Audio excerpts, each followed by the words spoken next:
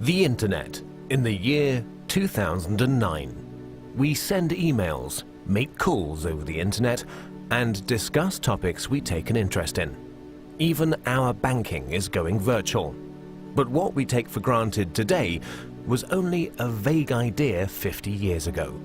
In order to understand how we got this far, let's go back to 1957, when everything began.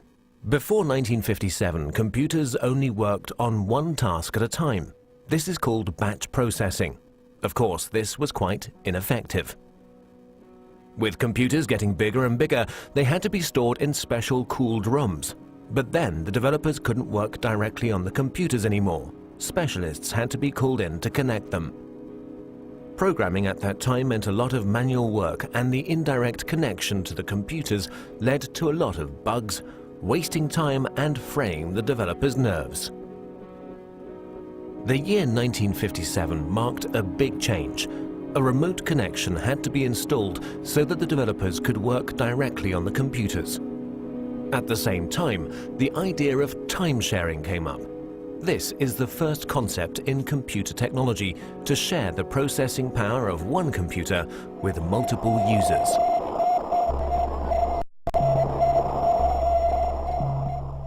On October the 4th in 1957, during the Cold War, the first unmanned satellite Sputnik 1 was sent into orbit by the Soviet Union. The fear of a missile gap emerged. In order to secure America's lead in technology, the US founded the Defense Advanced Research Project Agency in February 1958. At that time, knowledge was only transferred by people. The DARPA planned a large-scale computer network in order to accelerate knowledge transfer and avoid the doubling up of already existing research. This network would become the ARPANET. Furthermore, 3 other concepts were to be developed, which are fundamental for the history of the Internet. The concept of a military network by the RAND Corporation in America. The commercial network of the National Physical Laboratory in England.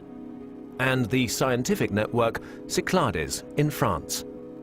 The scientific, military, and commercial approaches of these concepts are the foundations for our modern Internet.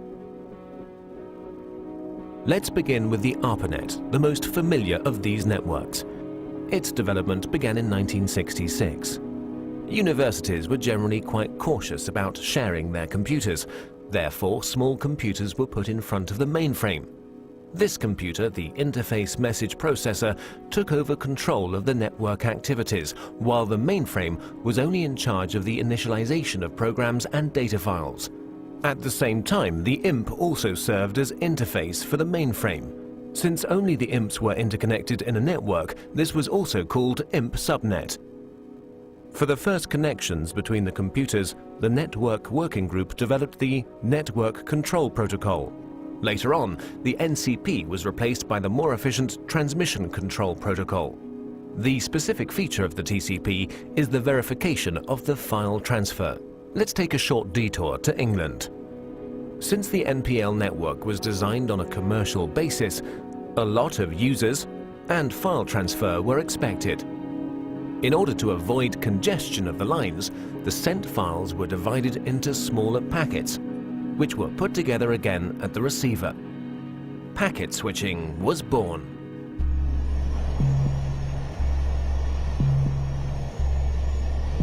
In 1962, American Ferret aircraft discovered middle and long-range missiles in Cuba, which were able to reach the United States.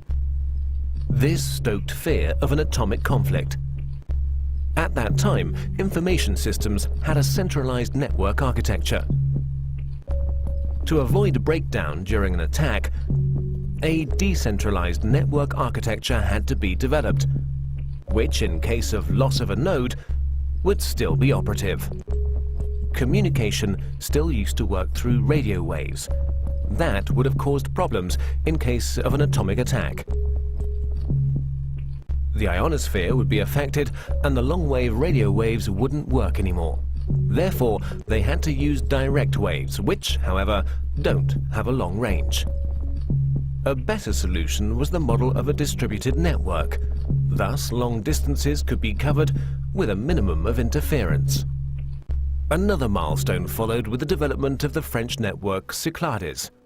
Since Cyclades had a far smaller budget than ARPANET, and thus also fewer nodes, the focus was laid on the communication with other networks. In this way, the term Internet was born. Moreover, Cyclades' concept went further than ARPA's and the MPL's. During communication between sender and receiver, the computers were not to intervene anymore, but simply serve as a transfer node. Cyclades' protocol went through all machines using a physical layer that was implemented into the hardware, providing a direct connection with the receiver, an end-to-end structure. Inspired by the Cyclades network and driven by the incompatibility between the networks, their connection gained in importance everywhere. The phone companies developed the X.25 protocol, which enabled communication through their servers, in exchange for a monthly basic charge, of course. DARPA's transmission control protocol was to connect the computers through gateways. And the International Organization for Standardization designed the OSI reference model. The innovation of OSI was the attempt to standardize the network from its ends, and the channel's division into separate layers. Finally, the TCP assimilated the preferences of the OSI reference model and gave way to the TCP/IP protocol, a standard which guaranteed compatibility between networks, and finally merged them, creating the Internet. By February the 28th, 1990, the ARPANET hardware was removed, but the Internet was up and running.